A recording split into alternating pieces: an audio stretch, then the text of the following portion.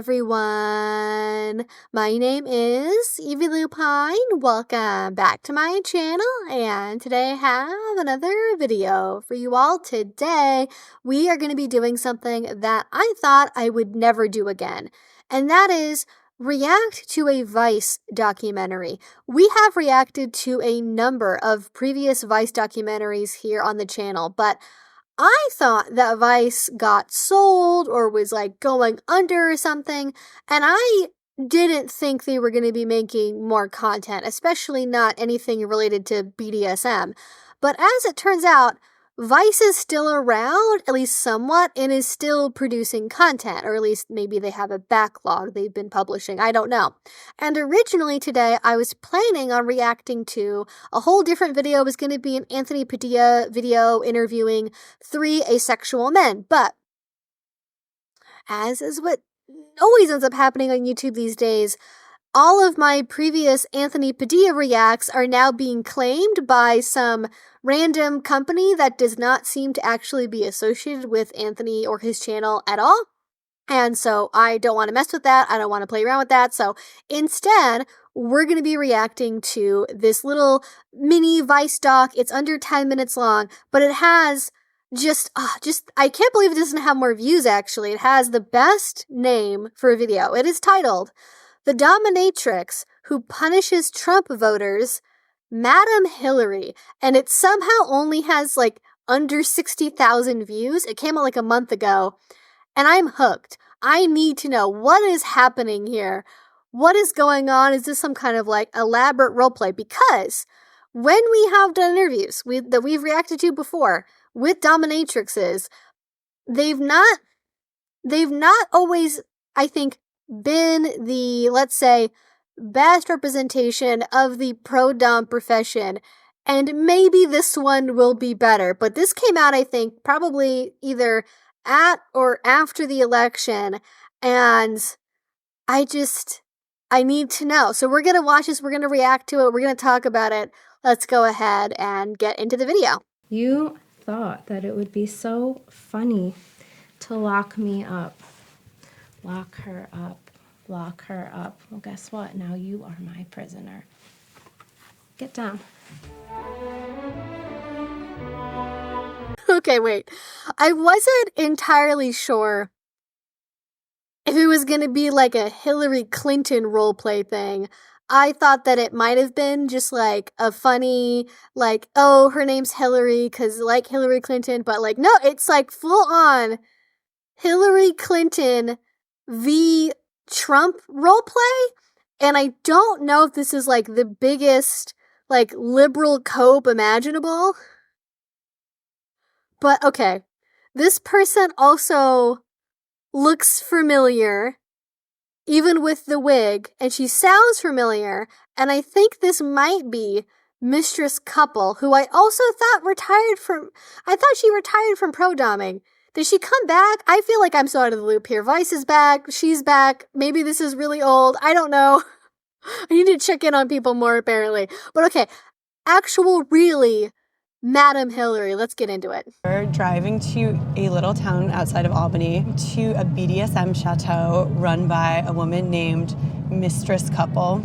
Okay, so this is actually Mistress Couple. This really is Mistress Couple, and she at least used to run a venue called Lado Man SMR, which if they're doing this, they may or may not get into the specifics of that, and it's a really old like BDSM training chateau where you can go and learn how to be a dom, and you can also do like couples retreats, and you can do all kinds of stuff there. It's supposed to be a really nice venue, but it's way out in the Northeast, so like it's literally as far away from me as geographically possible in the country. So I don't know what it's like. I've never been there personally, but I have heard good things. And yeah, so I was right. It is in fact Mistress Couple. So here we go. And she performs a special service for repentant Trump supporters, which is that while dressed up as Madam Hillary, she dominates them and sort of helps them deal with their political guilt. And we're going to actually sit in on a session with someone who voted for Trump and now regrets it. I feel like this election was so sexualized.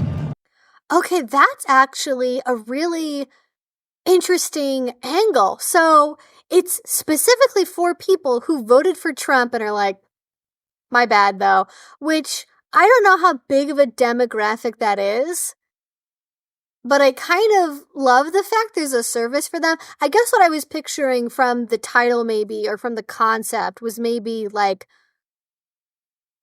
punishing unrepentant Trump voters and trying to make them feel bad about it, or like they're coming in with regret, and maybe that's a better thing to be doing.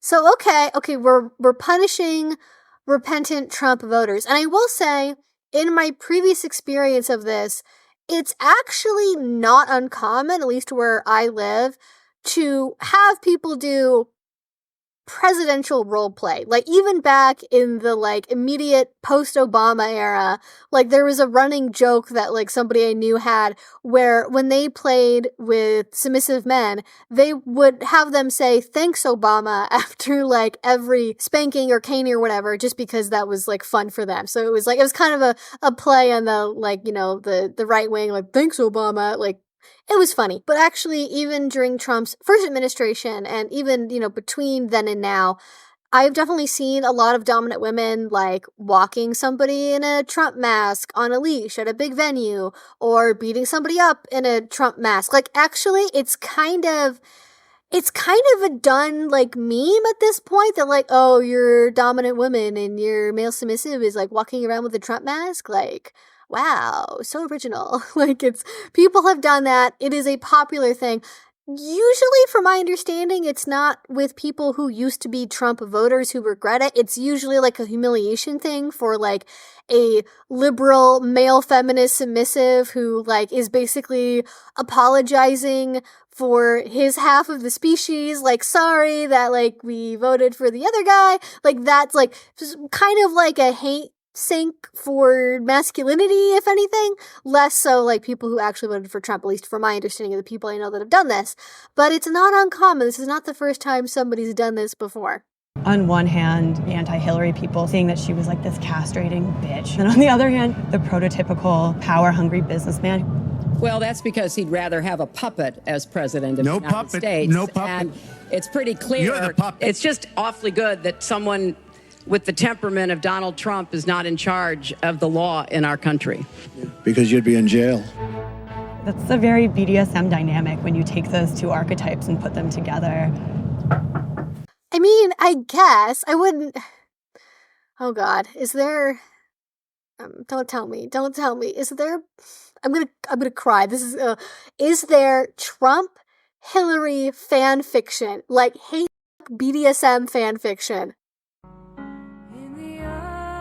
I'm not even 2 minutes into this, and I'm already regretting all of my life choices to engage with this. But I do think, you know, we forget about the previous election between Trump and Hillary. But yeah, there was I feel like it was less so between Kamala and Trump, but especially with Hillary, there was even with Kamala too, there was a lot of like, oh God, I feel like there was that undercurrent of, not even undercurrent, just overtones of people being like, well, you know, she fucked her way to the top. Like, it's, you know, there are women that can just be like good at a job and then like get hired to do the job and are competent. You know, people, you know, it's, yeah, there was definitely, yeah, that's, maybe I shouldn't open that can of worms more than has already been opened, but so yeah, it was very much a thing of, you know, oh, this shrill woman needs to be punished for, you know, speaking out of turn, or oh yeah, she's frigid, or Kamala was the opposite, where he was like, oh, she's you know, just a loose woman and she screwed her way to the top, and you know, how many people is she gonna have to suck off to get elected, and like.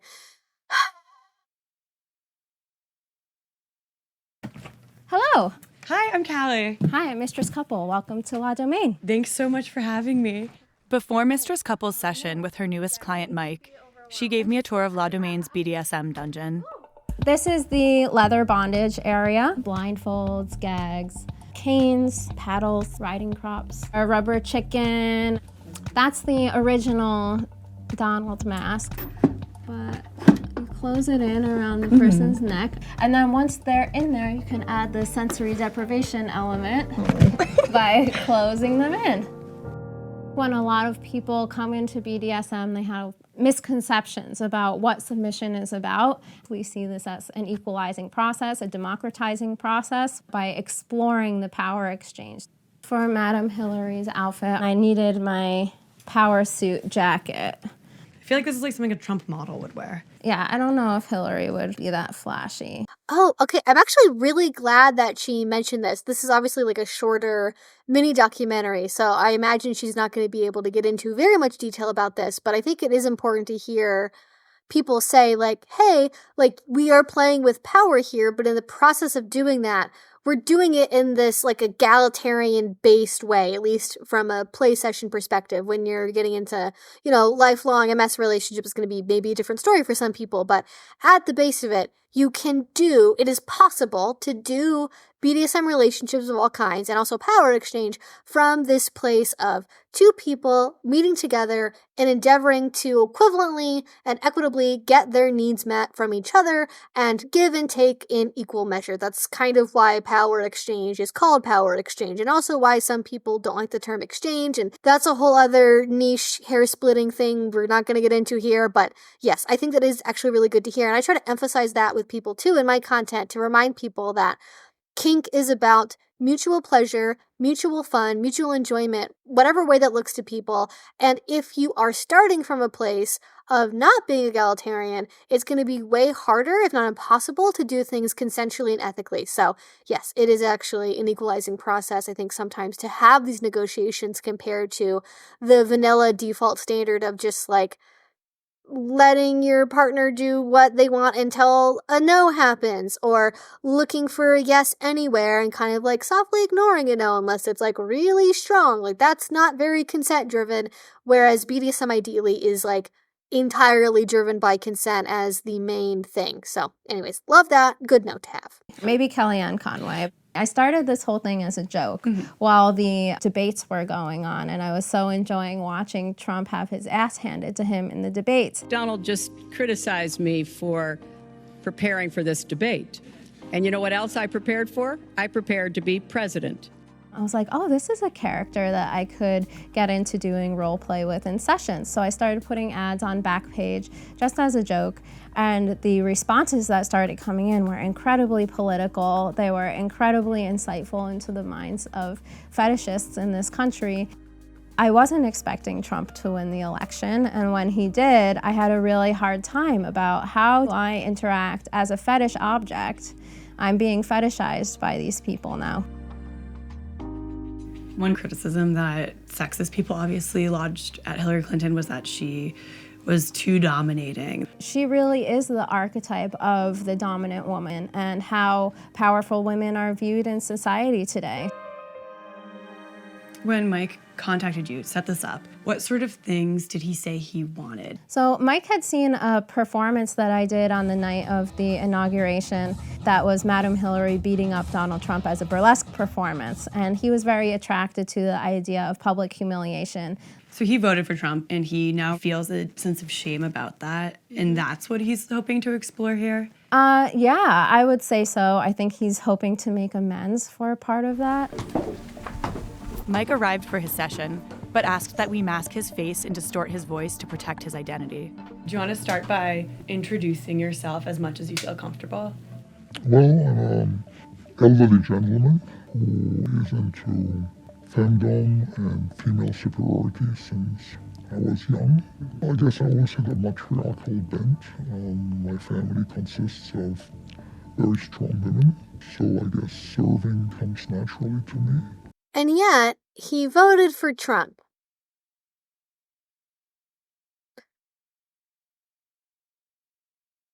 I wonder if the interviewer is going to ask about this, and I'm just like pausing at the wrong time right now, but oh, I love serving women, and, my family's matriarchal, but then I'm going to vote for a guy that, like, clearly has a history of, like, let's say, issues disrespecting women.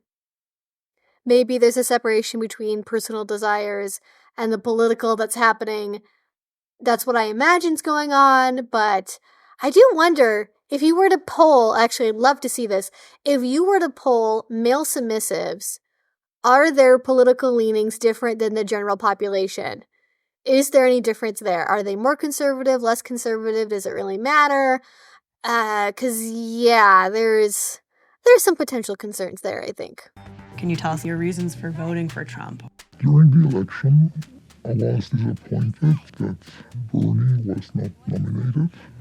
So Trump seemed at least to be kind of like bring some disorder and therefore perhaps a reordering of the political system. But he also talked about jobs, which was important. Oh my God. He's not just, wow, okay. In the flesh, in real life, we have found the Bernie Trump voter. I am shocked, people. I knew they were real. I've never met one before. This is anthropologically fascinating. The Bernie Trump split voter. Just had to get it out there. I need to know more. Tell me more. Maybe if you shut up for once, they would have believed me when I was trying to warn them about your collusion with the Russians. Sorry, ma'am. Yeah, you are going to be sorry, aren't you? So I'm interested in why you'd want to be sexually dominated by her if you found her so repellent. I don't find her personally repellent. I found her politically repellent. When you're ready for this to stop, you may say I'm with her. Catch up my tongue, madam. Ow. I'm with her. I'm with her is a top tier safe word, safe phrase. I'm with her. That is so good. That's a good one. I will say this, from what I've seen, though we haven't really seen a lot of this session, I think it's like she's able to weave in like political references and the overall theme of the Trump versus Hillary structure that I think is just like really nice to see. And maybe it's a good example even just as a learning thing for people trying to get into roleplay, not even politically at all, but just like having those little elements like what your safe word is, or the way you kind of bring someone into a scene with like, song or certain phrases, or how you dress or how you act, like where you take inspiration from. That can actually make a really big difference in the overall scene, even if maybe it's not really that fancy, right? Because essentially, they're not doing any kind of public political stunt. They're in a small dungeon, presumably in some kind of basement, doing a whipping scene with some like light overhead bondage, and he's in a Trump mask and she's in an outfit. Like, this is not the world's most complicated scene, and it even might seem a little bit boring from the outside, but I'm sure internally there's a lot like mentally that's going on, and it's the mental side that will trump the physical a lot of times. Trump, oh God, is that a pun? I didn't mean for it to be a pun. I'm sorry, I apologize. Unintentional Trump pun. I apologize. How soon into him taking office did you begin to first feel significant regret? I'd say by mid-February. He nearly ditched Obamacare for something that would have put 30 million people on the street without insurance. Pathetic little Donnie. I felt really bad about that. Whose fault is it that you thought that you could grab women by the pussy? It's the women's fault, man. It's the women's fault. Well, guess what? This is one pussy that you can't grab. As someone who respects women, who loves a powerful woman, didn't the grab them by the pussy comment give you pause? Well, I didn't know the circumstances under which this comment was made. And since there were not like 20 tapes. But there was like 12 women who accused him of sexual assault, right? But when you look at it, he kind of like hugged them without asking first. So for me, most of what they described as assault seemed to be not that assaulty. Not that assaulty. God, if that just isn't the whole situation in a nutshell. Okay, how many on this channel, how many different cases of assault, criminal allegations of abuse have we covered, right? We've got like Armie Hammer, Marilyn Manson, the House of Cataphor. We talked about what happened with Andrew Callahan. We've like from Channel 5, like we've talked about so many different instances of people, men, being accused of harming women physically, sexually, emotionally, over and over and over again, and it doesn't matter who it is. It doesn't matter if it's a little YouTuber or if it's a famous musician that's been around for, several decades. There are always people that no matter what the allegations are, they will deny them, minimize the evidence, say there's not enough evidence, that it, doesn't really seem like it's that bad, it's not a big deal. Like, essentially, there are people out there where the only kind of, legitimate assault that exists is people being brutally, physically tortured by a stranger, and they scream no the entire time and like physically resist to the point of hurting themselves more, and then they run away immediately into a police station and then immediately get a kit done, and then, immediately that same day, like, try to start some kind of legal proceeding.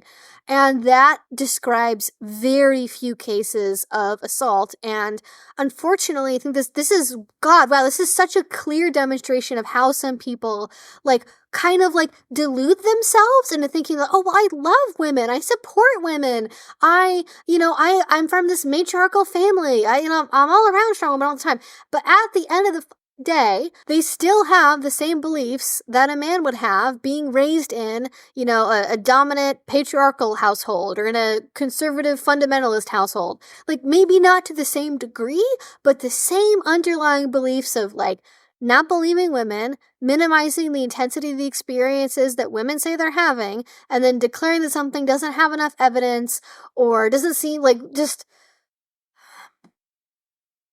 This is the problem right here. This is the problem. Okay, this is not what I was expecting to get out of this video at all, but I feel like this is a really good conversation to have of, like, if you are a man, you cannot passively ride on the cred you get from, like, being raised by a single mother, or having strong women in your household, or like marrying a strong woman. She's a lawyer and I'm a stay-at-home house husband.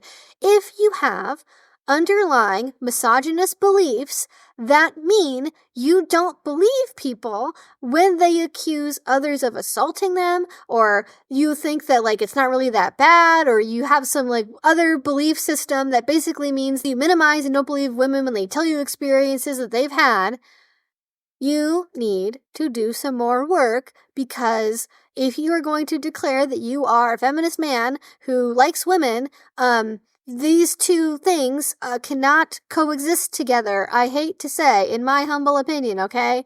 It's just, like, oh, well, it's almost like, well, I would have believed them, and I believe women generally, but just not this time. But then you keep bringing up stories, be it Amber Heard, be it with... Marilyn Manson, be it with Armie Hammer, and on down the list, right? How many times did they initially believe the accusations made by women? Versus taking the man's side, or saying, we need to wait for more evidence. Or maybe initially thinking that the man was being maligned, or there wasn't enough evidence, and then later, maybe even years later, coming around and saying, you know what, actually, I was wrong, I was duped by the media, I was duped by a PR team, oopsie doopsie, my bad, won't happen again. And then it happens again, and again, and another time, and again. So, okay, wow, this is just really connected to so many other situations. But this is just really it, isn't it? You're an immigrant, right?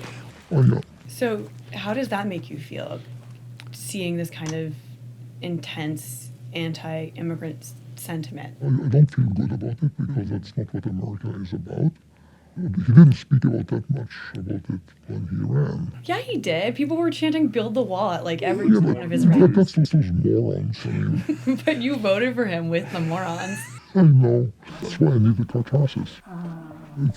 I can't believe things that are said by supporters at rallies. Those are the dumb ones. They don't reflect the political opinions of the person that I want to vote for. Okay, so I wasn't sure if I should say this, because I thought maybe it might be part of the effect from the voice. I don't know what software they're using, if it's like I don't know what they're doing to change his voice. But I thought he sounded kind of like British or Australian. And that might explain a lot why he was concerned about healthcare, but then was like, oh, you know, stuff with migrants was like, I didn't really think it was serious. And like, the stuff with women, you know, I didn't think that was really believable. Like, that would kind of, maybe he's just like a Tory. Maybe he's maybe he's a Tory from the UK that like likes healthcare from sheer political inertia because like it happened there and they couldn't get rid of it, or at least they haven't yet, though they've really tried to minimize the funding it gets. It's playbook is all this time. But that honestly, him being like a mainstream Tory voter that immigrated to America and then like was a Bernie supporter, then turned into a Trump supporter, like that actually would make a lot of sense. That would make a lot of sense. It's not only sexual, it's also emotional. Make America great again. Yes. For who? For me. For Bill O'Reilly. For Bill O'Reilly, your pervert friend. I was surprised by how explicitly political it was. Okay. I was gonna try to watch it for longer, but the reaction on the reporter's face is like shock, horror, aghast, and I kind of love it, honestly. Like, bless her. She's like, oh my God, she's like it's almost like she's doing what? Like, it's so loud. Like, she's just shocked, and I love it. But honestly, okay, talking about the BDSM scene, outside of the political things going on here, like seeing the kind of silliness of him kind of being a little bratty, right? With that, like, you know, for me, it's being a great country, you know, make America great again for me. You know, that I thought was funny. And then her like kind of softly roasting him for mentioning Bill O'Reilly, like that's a very fun back and forth to have. And I think it goes to show that even with these more serious topics, even when you are doing a scene that's meant for emotional catharsis, you can still do it in like a fun kind of silly way, but still get that emotional processing. Again, BDSM does not have to be one size fits all. It does not have to be this like doom and gloom, super serious, intense stuff. It can also just be like kind of silly because, you know, it's funny and, you know, disappointing that you voted for Trump, but we're gonna like make it into this like more lighthearted experience to be able to process it. Yes, I really like that, actually. That's funny. Debates that you see people having every day, but they were just doing them with like a whip and a paddle. You have anything that you want to say to me about how that went? Or you want to just relax? I'm very grateful. You're very grateful. It's interesting to kind of watch this physical manifestation of, first of all, this debate that has consumed so much of our country, and then second of all, this feeling of guilt and responsibility, accepting this complete lack of control, which sort of speaks to how most everyone in the country is feeling right now. I hope that you remember that pain that you've experienced and the pain that Trump is actually causing to other people, and that you think about that. And something I like about this, too, that I've picked up on through watching this, you know, a lot of people assume that with BDSM, you know, oh, pro-doms, you know, femdoms, they're just still acting in the male gaze, and they're just sort of like, you know, making themselves as like object for consumption. But you'll notice in the way that the scene was done, like the focus wasn't really on her being Hillary. Like, yes, she's in the, you know, the hair and all of that, but it was really focused on him being Trump and not like him objectifying her by being Hillary. I think that's like an important distinction to make and something to recognize is like, yes, doms can dress up and have costumes and have these like themes to their scenes, but ultimately, depending on how you do it, the focus is still on, you know, the submissive being emasculated or being humiliated. And it's not just about like, you know, women making themselves pieces to display in a window, right? So, yeah. I view BDSM as a healing art. What I hope to do for people by the end of their session is just make them think about the choices that they've made and question them. What I suggest that those people do is every time Trump does something that they know is questionable, to make a donation to a charity of their choice. But if the person is not going to progress in a way that's helpful to society or to the person, then I don't agree to do a follow-up session. If you want to masturbate thinking about this or thinking about me, you're going to have a tax. $100 to Planned Parenthood or the ACLU. Do you understand? Yes, ma'am. Very good. What am I getting out of this besides catharsis? The only reason I'm doing this is a form of protest. when bombs are dropping and Trump is taking money away from Meals on Wheels and hungry children in our country. I have no control over any of that. But when I'm in the dungeon and I'm Madam Hillary and I'm beating up Donald Trump, I am in control, at least for that moment.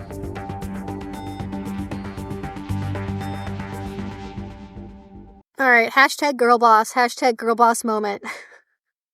Not really sure how to end with that. I mean, like, do I consider pro-doming to be a form of protest? I mean, somewhat in a way, especially now, because it's very clear that the conservative establishment does not view that field of work as a legitimate kind of work, although even Democrats don't really, but, you know, they're kind of willing to let it be for the most part, unless there's like a bipartisan, like, anti-dom bill or something that they can vote on. Yeah, I'm not sure if it's protest, but I think maybe personally healing is a fine step. I think if you're motivating people to reevaluate their choices or to do things that directly benefit others and bring good into the world, like through donating to important organizations or maybe volunteering or something, I think that is obviously a positive thing to do. More doms, I think, should use their power exchange relationships to encourage people to, well, vote in the first place, but also volunteer and like make a difference in the local community. I think that actually is using doming as a way to motivate organization and change would be a good thing to do. I think I'd be very for that. So that was quite the ride. I was not expecting that to go when I thought it might be more like focusing on like the Hillary aspect of it, of like, why are you being Hillary? Like the kind of her side of things, but really was focused on his experience and then also on revealing, I think, in very short clips, although remember, they interview these people for way longer than we see, very intentionally selecting portions that are at least, I think, showing, oh, here's the disconnect. This is why this happens. Like basically through misogyny and attachment to patriarchal ideas about sex and what counts as assault and things like that, and how that until we change our understanding, like honestly this really goes back to, if anything, showing how critical it is that we have robust sex ed around the world in this country where we teach people about consent and all people being equal to each other, and that you can't, you know, guilt someone into doing what you want them to do. You can't trick them. Like, everything except for a yes is a no, basically, until negotiated otherwise. So yeah, just, you know, sexual consent and a better understanding of, like, that is a very fundamental thread, I think, that goes through a lot of this, that goes through that line of thinking that leads to that point. But yeah, this was a very interesting video. I know I normally don't talk about like political stuff on this channel like too much, but I figured with my last video that I made talking about, you know, the incoming administration, yeah, I thought, you know, I'll do one more. You know, maybe this channel isn't going to be around in a couple months. Maybe I should just have at it. And, you know, if you watch my channel and you're an angry Trump supporter who thinks that, you know, Hillary should have been locked up or whatever, you have fun in my comment section, I guess. I don't really care. This was a fun video talking about a pro-dom that I respect, who I've talked about before on the channel. And, you know, just let people have fun, you know? It's okay to regret voting for people. It's okay to have catharsis through scenes. It's okay for me to have opinions about consent in politics, you know, whatever. It's all good. It's all good, people. But in any case, let me know your thoughts about this one in a comment down below, especially if you are someone that watched my video talking about the incoming administration and Project 2025. You know, I want to know your thoughts about this one. And yeah, if you want to see more of what I do, you can go ahead and subscribe, because I make videos twice a week about all different kink and BDSM related subjects. And finally, if you really want to support what I do, the best way you can do that is with Patreon. Link to that will be down below. If you do already support me over there, thank you so much. It means the absolute world to me. And until I see you all next time, I hope you have a great rest of your day and a great rest of your week. Bye-bye.